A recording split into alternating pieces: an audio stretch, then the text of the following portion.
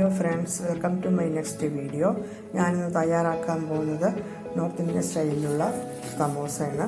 അപ്പോൾ നമുക്ക് റെസിപ്പിയിലേക്ക് കടക്കാം. അപ്പോൾ ആദ്യം സമോസയ്ക്കകത്ത് കാണുന്ന വെജിറ്റബിൾ ഫില്ലിങ് എങ്ങനെയാണ് ഉണ്ടാക്കുന്നത് നോക്കാം. ഞാൻ ഒരു 3 പൊട്ടറ്റോ എടുത്തിട്ടുണ്ട്. 3 പൊട്ടറ്റോ വേവിച്ച് ഉപ്പിട്ട് വേവിച്ചിട്ട് മാഷ് ചെയ്ത് വെച്ചിരിക്കുകയാണ്. ഇനി അല്പം വെജിറ്റബിൾ കൂടി വേണം.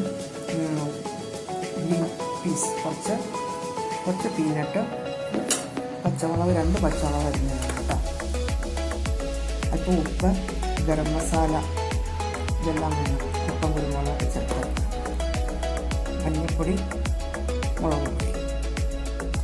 ഒരു കടായിൽ 1 സ്പൂൺ കുക്കിംഗ് ഓയിൽ ഒഴിച്ചിട്ട് ചൂടാകുമ്പോൾ ഗ്രീൻസ്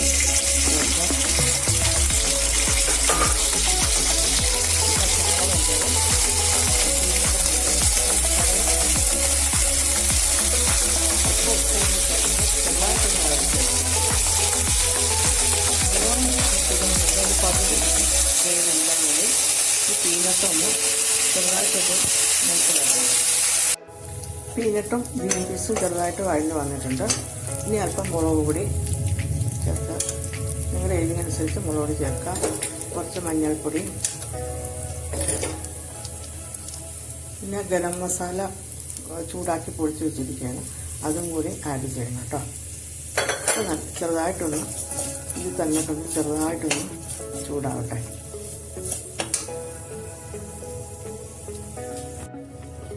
ഇനി ഇതിലേക്ക് മാഷ് വെച്ചിരിക്കുന്ന പൊട്ടറ്റോയും കൂടി ചേർത്ത് നല്ലതുപോലെ മിക്സ് ചെയ്യണം.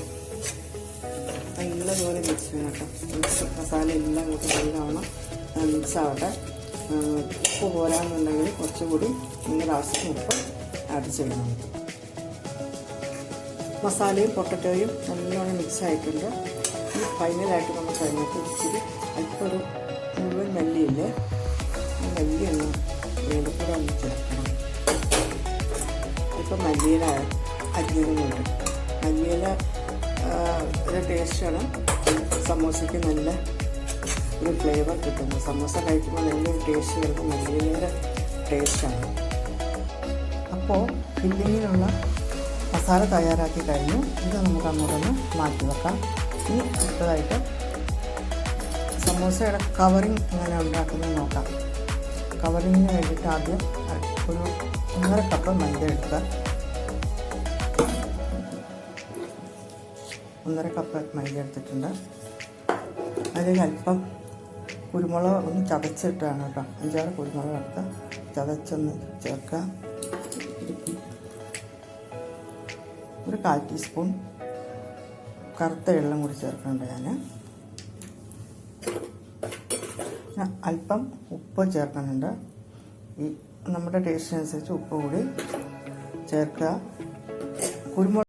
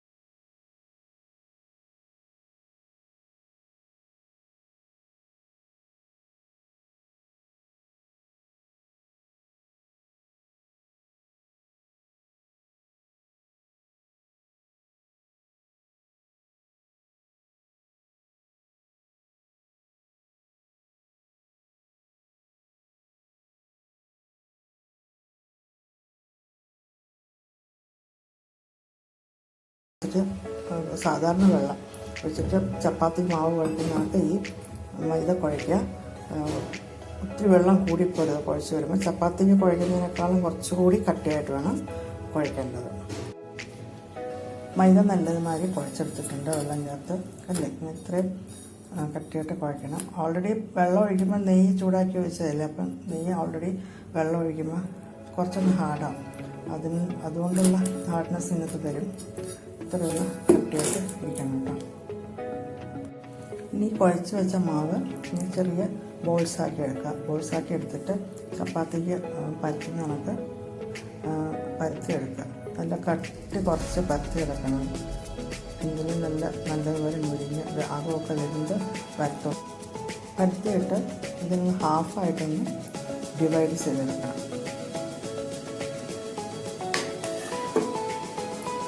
ഡിവൈഡ് ചെയ്തെടുത്തിട്ട് ഇതിന് നല്ല കോണ ഷേപ്പ് ചെയ്തെടുക്കണം.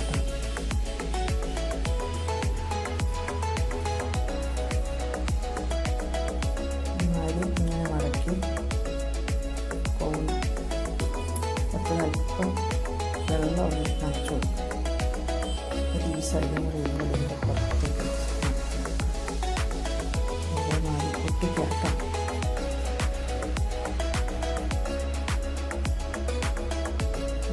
മടക്കി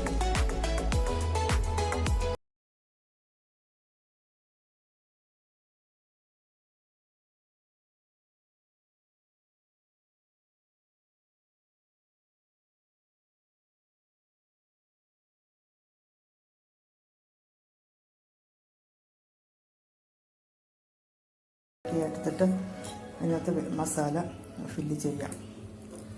ഫില്ല് ചെയ്ത് നല്ലോണം അത്ര നിറച്ച് ഫില്ല് ചെയ്തത് ഒരു ഹാഫ് പോർഷൻ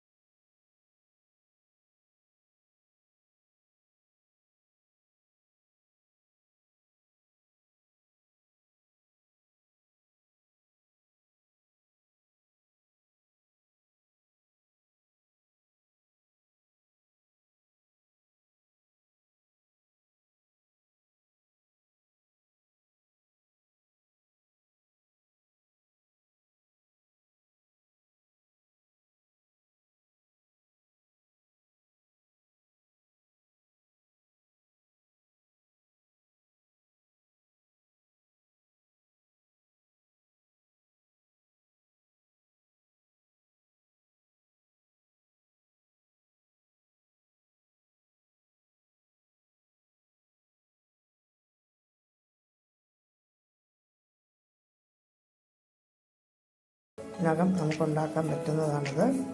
എല്ലാവർക്കും ഇത് ട്രൈ ചെയ്യാം. ഇഷ്ടപ്പെട്ടെങ്കിൽ ലൈക്ക് ചെയ്യാം. Okay, thank you.